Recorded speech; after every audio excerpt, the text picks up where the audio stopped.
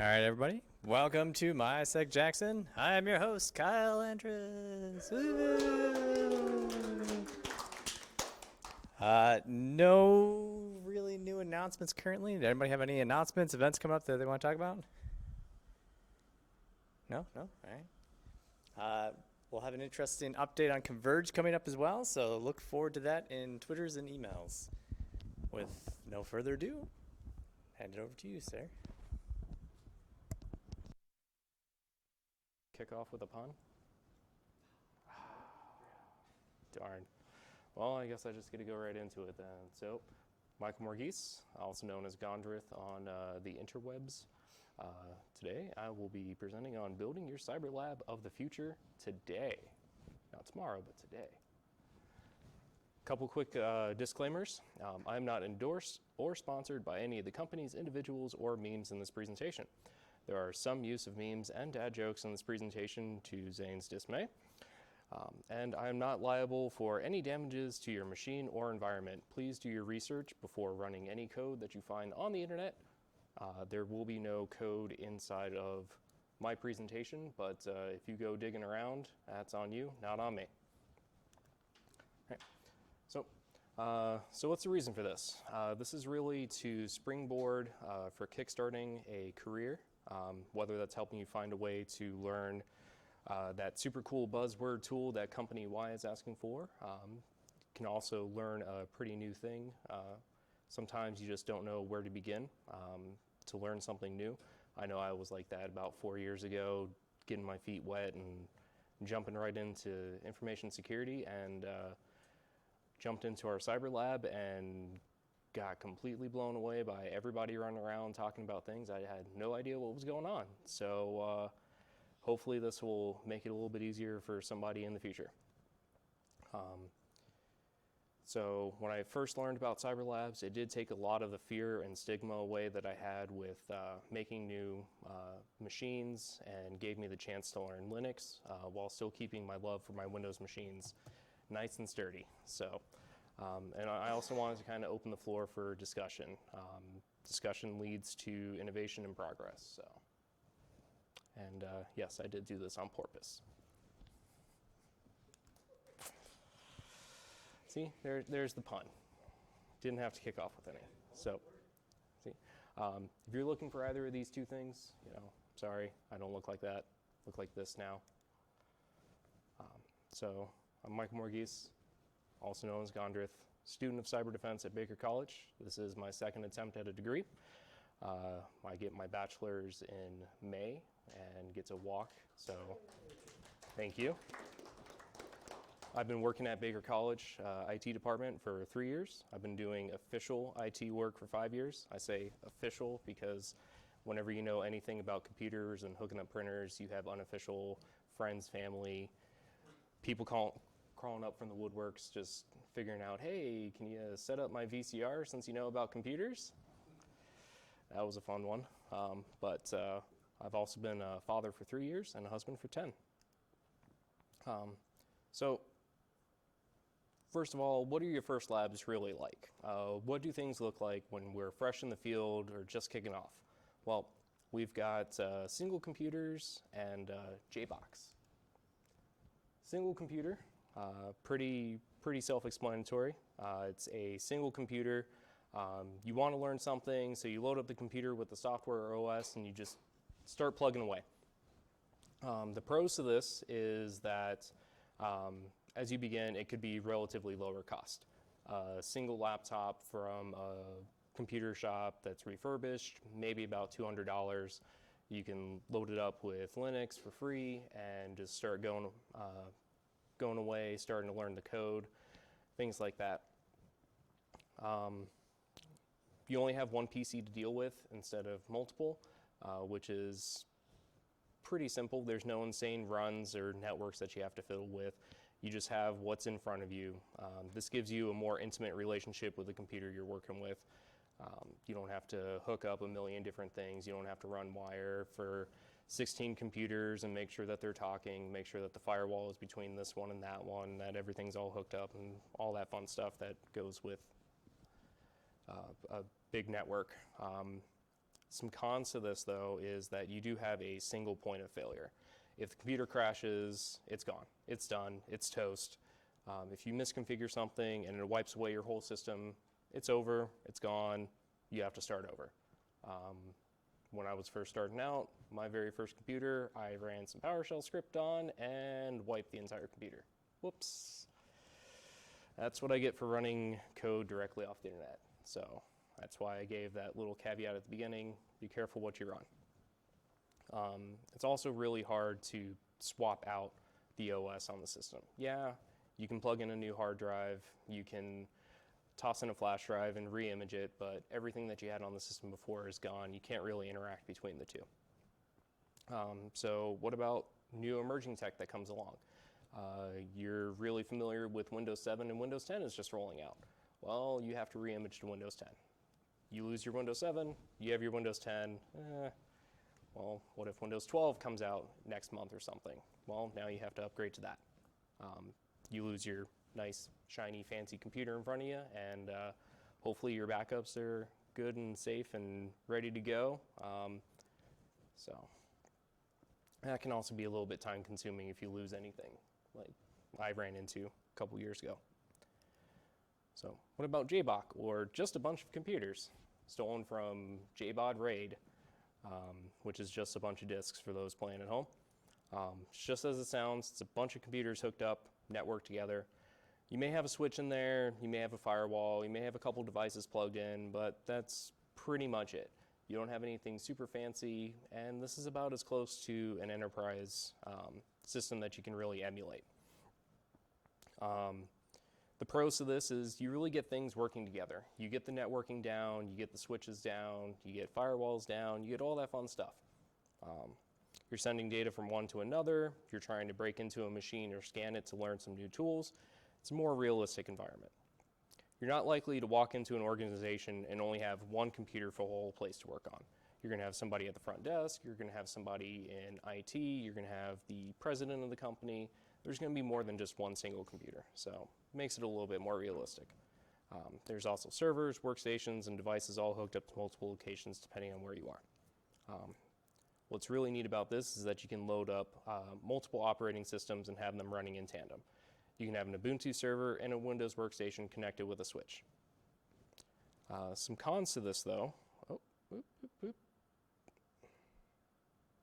There we go. Some cons to this, it's higher cost, obviously. You have all those devices, and with more devices comes more costs.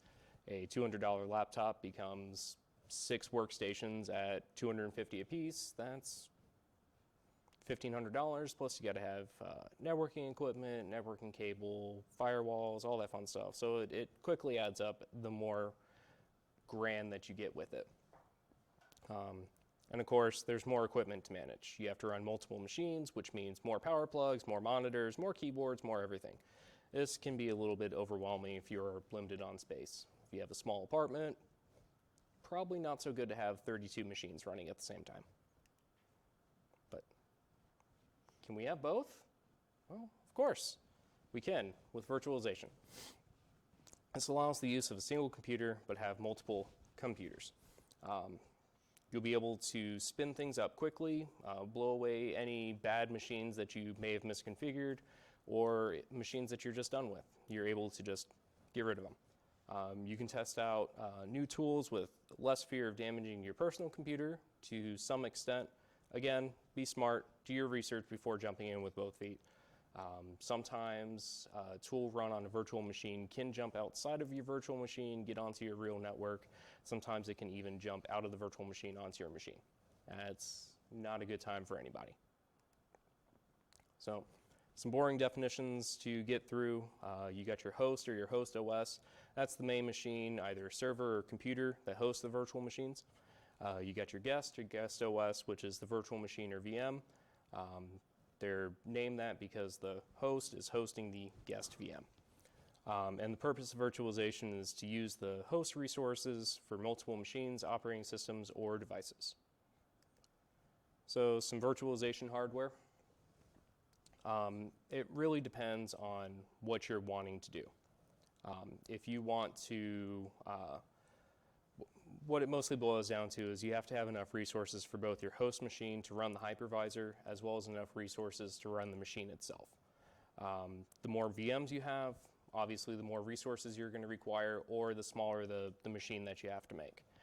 You can certainly run 10 instances of minimal recommended RAM and CPU for the servers, but it's really hard to do anything on 500 megabytes of RAM with 20 megs of dedicated space and maybe a core on the CPU, maybe a thread might be able to squeak by. So the first and foremost thing that you have to make sure is that the computer or server has virtualization available for it, as well as activated in the BIOS. Most modern systems have it. I have run across one machine in my entire time that did not even have virtualization as an option, but that is also because it was an older machine. So my recommendation for that person was to go out and get a new machine. The CPU, you want to make sure that you have multiple cores. If you're running it on i3, you're going to be in for a pretty bad time. If you're running it on the Celeron, not so good. Bare minimum, I would say an i5, i7 if you can swing it, AMD, make sure it has multiple cores. The reason for that is each virtual machine requires at least one core.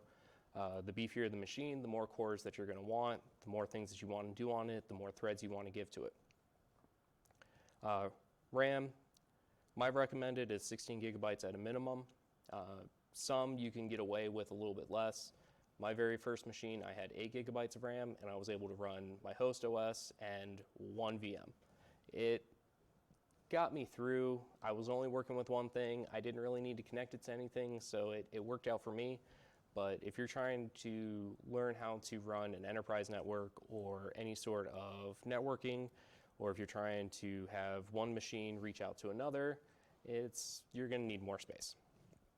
And of course, you're going to need physical space on the hard drive. Make sure that you have enough for the host OS and the expanded VM. When the VM is done running, it does compress a little bit, but when it's running and actually working, it expands to its full size. So make sure that you have enough space on the hard drive to accommodate both. Main takeaway, have enough resources for the host and the guest, or you're going to have a bad time. I cannot stress that enough. I have seen people almost catch computers on fire because they ran their computer at full specs, running things in the background, and gave as much resources to the VM as possible, and they were trying to figure out why they couldn't run anything at all. It's because the guest was trying to use up all the resources, the hypervisor couldn't do anything, and it just kind of shrugged and said, well, I guess I'm done here. All right, so you've got a ton of options for your hypervisors and your software that you can use. VMware, it's a little costly. If you're in school, they do have student licenses, so that's a plus. VirtualBox is 100% free. It's made by Oracle. I've had some luck with VirtualBox. Since I've been learning from VMware since the get-go, that's my tool of choice. VirtualBox does do some things a little bit better, like firewalls and things like that. It's a lot easier to add networking, virtual NICs on there, but VMware is my go-to still. If you're more about Linux, there's KVM, which is kernel-based virtual machine. It's on Linux, it's free, it has Virt Manager to manage the VMs, and then there's QEMU. It's an open source and free. Looks like a lot of fun. If you caught one of my talks before, I did say I was going to dig into this, and I ran out of time still. So I haven't quite gotten my hands into that one, but I hear good things about it. Hyper-V is hard-baked into Windows 10 Pro, Enterprise, and Education. It's used in a lot of environments. It would be good to get your hands on it if you can. Vagrant is not really a hypervisor itself, but more of a management software that utilizes a hypervisor. What you do with Vagrant is that you tell it to run a set of instructions to build your VM. You can script that out. You can set it up so that every time that you run that particular Vagrant script, it will go ahead and run that script, install that machine 100% that way every single time, and then let you know that it's up and running. That's really good if you're trying to quickly set up a box and tear it down, break into it, do all sorts of things, change settings, and do it from scratch every time. It saves a lot of time when you're repeatedly making boxes. Also, there's VPS, which is Virtual Private Server. DigitalOcean's one such thing. Azure is another. AWS. There's a whole bunch out there. The reason that I like DigitalOcean, though, the cost is really low. I think I paid $5 a month for one server, and I was able to have it up and running at all times. I was able to spin up a VPN server fairly quickly with the write-ups that they had on the website, and it's just a really good source for information. So, building virtual machines, labs with a hands-on guide. So, this book is amazing. This is the physical book. Doesn't have the really cool artwork on there. That was Project Avatar when Tony Robinson first started working on it. This is the print copy that you can get on Amazon. That copy is available on LeanPub. This book is absolutely amazing. I cannot sing more praises about that book. There's several really awesome projects that are in it. I don't want to get into a lot of it to spoil a lot, but there's things on Splunk, setting up IPS or intrusion prevention system. There's pen test labs. There's a malware analysis lab in there. There's all kinds of really awesome things in there. But just flipping through the pages, I was able to learn a lot of my mistakes that I had made for quite some time and still continue to make until I read that book. What's really awesome about it as well is that there's multiple hypervisors inside the book. He doesn't pick just one. When you purchase a book, it normally says, okay, so this is the software we're going to use, and this is the reason we're using the software. We're not going to use any other software, and you're only going to use this software, and you're going to stick to it. Not with this one. This one lets you choose which hypervisor you want to use. It has instructions on setting everything up.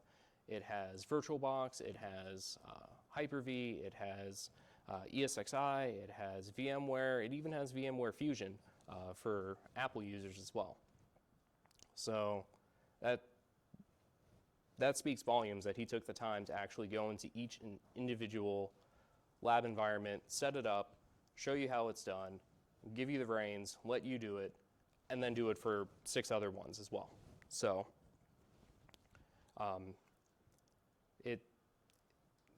another really cool thing about it is that it's not a start to finish book. You don't read from page 1 to page 600. You're allowed to hop around. In fact, Tony Robinson encourages it. He puts it as a choose your own adventure cyber lab.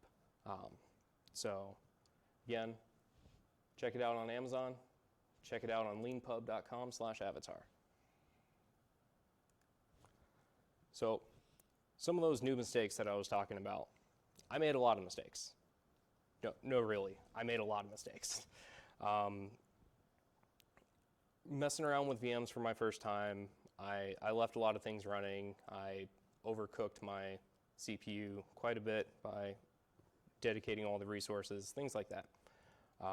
So after going through the book, I was able to figure out a couple things that I may have missed. A lot of the experts may have already known about this stuff, but it wasn't really passed on as tribal knowledge. So one of the first things that I really didn't think about was going in there and removing any devices that I didn't need. For instance, my webcam on my laptop is always connected.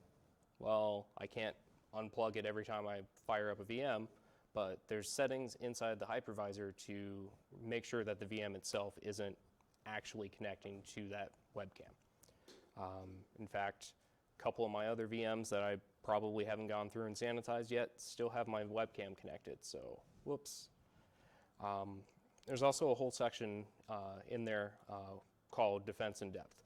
It goes in there about making some simple firewall rules, making sure that any inbound traffic is going to any of your VMs is actually just completely dropped. That way it prevents anybody from maybe finding it on the internet, going in there, managing it for you, making sure that you have your updates, and dropping a couple backdoors, maybe some keyloggers, making sure that your life is just absolutely terrible. So, and it's also really good for making sure that the outbound traffic of your cyber lab is dropped as well. So you got your hypervisor, you got your book, now what? Well, you're going to need some ISOs.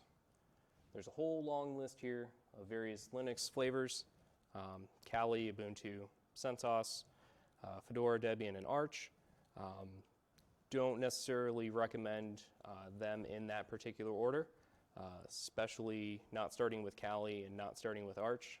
Unless you're really into Linux and want to jump into it, then more power to you. Yep. Ubuntu is more of a Windows similarity if you're more used to Windows. That's where I got started, and then quickly jumped into CentOS, Debian, and Fedora.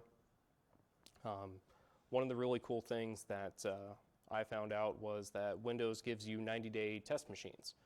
You're able to go in there, start up a VM with Windows, fire it up, and Windows actually, or Microsoft actually recommends making a snapshot. Make sure that right as soon as you start it, make your snapshot, and it's 90 days from that time. So also make sure that you read the instructions and licensing at the link, at the developer link there. So there's also some other forms of learning. There's tons of write-ups and tutorials online. I could be here all evening talking about the various places that you can learn, like Stack Overflow and places like that, but really what it boils down to is any tools that you want to learn, sit down, look into it, do some research, don't run the code right away, maybe read into it a little bit. One person that I read had posted a fix for a particular piece of code, and that particular piece of code has been sitting there for 20 years. And the same flaw has been used multiple times in various different things. So they did go back shortly after and corrected themselves, but since the answer was already picked, their fix was all the way at the bottom of the page, and everybody went to the answered and went on their way with the coding. So make sure you do your research. There's tons of write-ups for capture the flag, CTFs, contests, and just general tutorials out there. So make sure you do some digging. I wanted to show a couple of really cool Active Directory tools using PowerShell. There's a couple scripts out there that allow you to spin up Active Directory, put in a bunch of test users and things like that.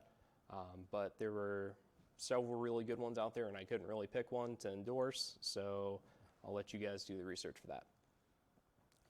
But what's really cool about that is if you spin up one of those 90-day Windows machines, you populate it with Active Directory tools, now you can use PowerShell to pull data from that. So some handy stuff there. There's also Cybrary IT and Udemy. Both of those are course-based learning tools. Cybrary is primarily free. They do push their certifications quite a bit and to take their paid classes, but there's plenty of free stuff on there. Udemy does charge per course. They're almost always running a promotion so that you can get reduced cost on courses. Both are really good sources for information. Next, make sure you look into Discord, Slack, or any other type of information security group. There's tons of people that are out there learning that share ideas. NonECC in particular is a great place to share information. I cannot tell you where I would be right now if it wasn't for NonECC. Having people to bounce ideas off of, share ideas, even just a simple question in Slack will spark a new thought, a new discussion. Maybe the way that I was doing things wasn't that great. Maybe I should rethink how I was thinking. Or maybe that person really was wrong and I can argue with them for 3 hours straight into 2 o'clock in the morning to just prove how wrong they are. So sharing ideas, teaching, all of that helps you to cement your own knowledge on a particular topic. So, and it's really helpful. So, and of course, there's really great people. Still miss Swiper. We will eventually get him back up and running if Daniel's watching at home. Hopefully he is. He's not. He is. If he was, there would be more heckling from Slack channel by now. So, but there's tons of things out there. So, quick thank you to NonECC for giving me the ability to come out here and talk. They've allowed me to stay around this long and give talks like this one, so appreciate it. It's a great experience, and I'm thrilled to be a part of the community. Brian, Potent Ponables, he's the one that actually sent me that book, along with a couple other books, so I'm really happy that he was able to share his wealth of knowledge. Also, I want to give a shout out to Sam, or Taco Man. He is the undisputed NonECC Galactic Champion of Tetris, in case anybody's keeping track at home. He beat every single person at NonECC at Tetris at B-Sides? Converge. B-Sides. So he pushed me to expand my talk, and, well, here I am. So, any questions?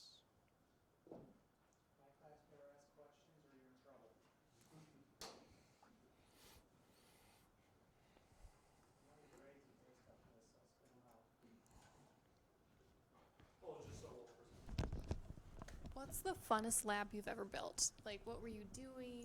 What did you build? So, the funnest lab that I ever built is actually a forensics lab. And actually, I will pull that up real quick. So, real quick, just to get it out of the way, references slide. So,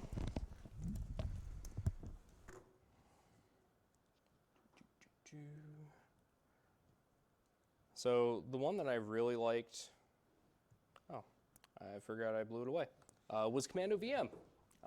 Unfortunately, change that to duplicate. Commando VM was a really cool idea by FireEye. What it is in pen testing, you hear a lot about, oh, you have to use Kali, or you have to use your version of Linux that you like and load it with the tools that you need for the job. That way, when you install the tools yourself, you get a better understanding of the tools. And I really didn't feel a whole lot of love for Windows. I've used Windows my entire life. I'm more familiar with Windows. And then FireEye said, but wait, we can put those same tools inside of a VM and you're good to go. So they made Commando VM. Unfortunately, I deleted it because I forgot to upgrade it. But what you do is you install Windows 10, you run a quick script from their GitHub, and it just automatically starts loading up all the tools that you need. It gave me the ability to learn all of the pen testing tools that I normally found on Kali on a Windows machine that I was more familiar with. So I thought that was pretty neat. Another lab that I particularly liked was Metasploitable. I was able to set up a Metasploitable server and then use Commando VM to test the various things that I would normally do. The first time I did it, I left Metasploitable exposed, and I started seeing a lot of traffic that I didn't want to see, and I was like, oh no, and quickly closed it, and quickly learned that I forgot to set my firewall rules. So, fortunately, with Metasploitable, it is very vulnerable and very open, and people found it. Surprise!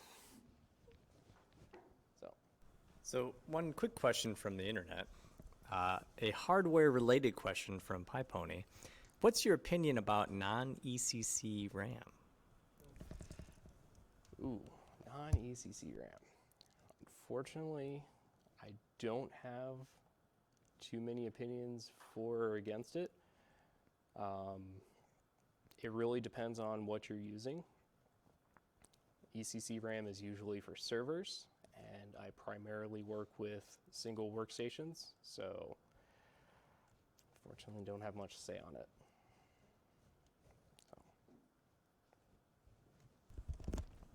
So you walked into a pun there. What's your opinion of married workstations if you normally work with single ones?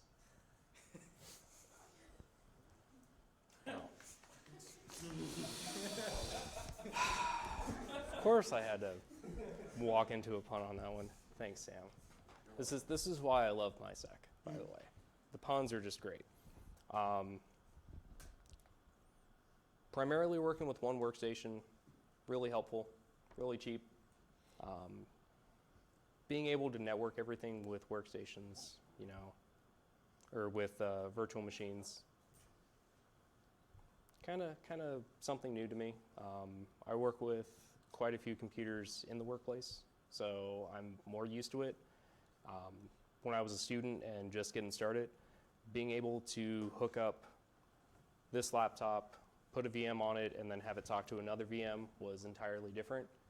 And then a couple months later, when I was able to put all of the labs into one environment and have them all talk at the same time, really blew my mind. So that kind of answer your question? Mm-hmm. Okay. What's your thought on creating a dedicated system with something like ESXi versus installing like VMware on like a standalone workstation? So you can actually install ESXi on a standalone workstation as well. Doesn't necessarily have to be a server. ESXi just creates the bare bones that the hypervisor kind of works upon. It really depends on the environment that you're working with. ESXi has a lot of tools that make it easier to manage multiple machines at the same time. You're able to see heartbeats. You're able to see what resources are being used by which machines at the same time. You're able to have management ports where you can log in and access things remotely. So it really depends on what environment you need yourself. Personally, I don't need a server running 32 different things at the same time, so I'm completely okay with Workstation. I've worked on setting up multiple ESXi servers that talk across each other. I've set up a single ESXi server that runs multiple VMs and made sure that it's accessible by multiple people at the same time. So it really depends on what you require. Okay. Right tool for the right job. Where would you recommend going to is for someone just coming in getting new hardware the most for their money? My recommendation is to look at your local computer shops. Try to find something that has refurbished laptops.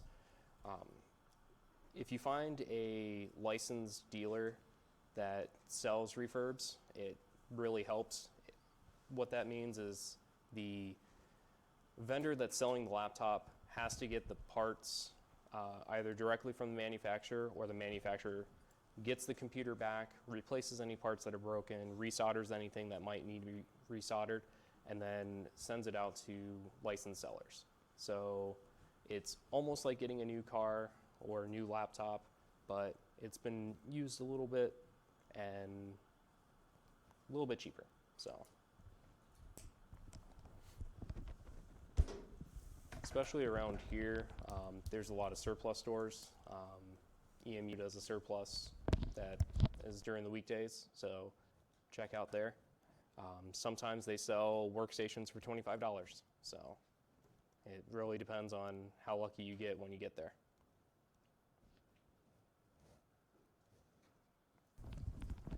So earlier in your presentation, you said AMD specifically. Mhm. Why do you recommend AMD over Intel? Actually, I recommended Intel and AMD. Oh, I didn't hear Intel. Yep. My apologies. I said i5, bare minimum, or an i7. The reason I mentioned Intel first, not because of any particular power over the two. They are both equal, depending on what you're trying to do. I just have primarily used Intel.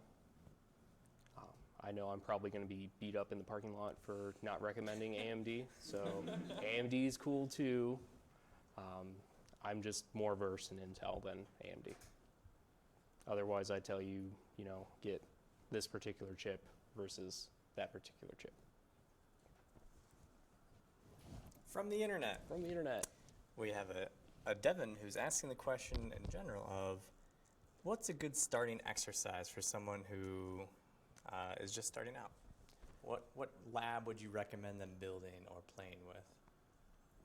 So my recommendation is first getting your hypervisor working and then installing a basic operating system. So if you're more versed with Windows, install something simple like Ubuntu. Get it running, get it connected, run a couple updates on it, see if you can get Chrome installed on it, see if you can get it connected to the internet. Go through those steps. If you get the book from Tony Robinson, there's a couple entry-level labs in there as well. Setting up a pfSense box to connect multiple machines, and then reaching out to the internet and things like that. So, right. Are there any current projects you're currently working on right now? Current projects that I'm currently working on currently? Yes, currently. Currently? Okay. Actually, I'm trying to get my Tsurugi forensics box working. I went ahead and stumbled upon it at a conference and had to quickly leave to tend to an emergency. But Tsurugi is essentially to me, it's the Kali of the forensics world for Linux. There's the Sans differ box, but with Linux, there's going to be competitors, things like that. There's other ways of doing things, and Tsurugi has a really nice background, kind of similar to my Darth Vader background. So I kind of was attracted to that simply because of that. But it has all the tools that you need to jump in, analyze a couple things forensically. It's also got bootable flash drives and things like that too, so that you can acquire things from a running workstation, things like that. So that's something I'd like to dig into when I have a little bit more time. So, and also just to get my feet wet, I kind of got into application security with OWASP Juice Shop as well. That was a little fun project to get running, and I'm still nowhere near ready to call myself an expert on that.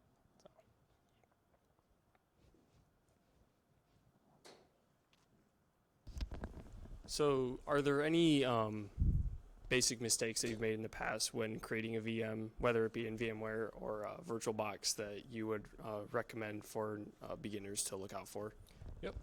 So the first and major one, let's see if I can't. Oh no, that's why. Well, first and foremost, make sure that you have a license for any workstation that you have. I forgot to re-up my license last week, so that's not working. But make sure that you don't dedicate all your resources to a single machine.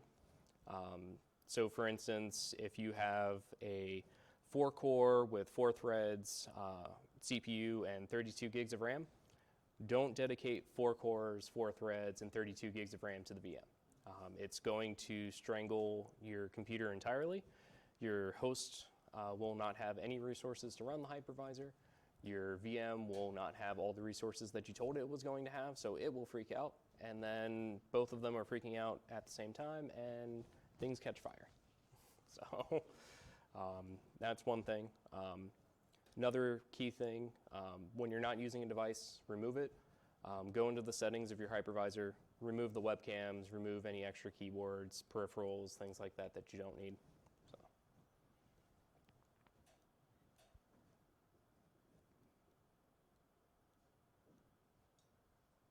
Any more questions online? No more questions online? Okay. Thank you, Mark. Thank you.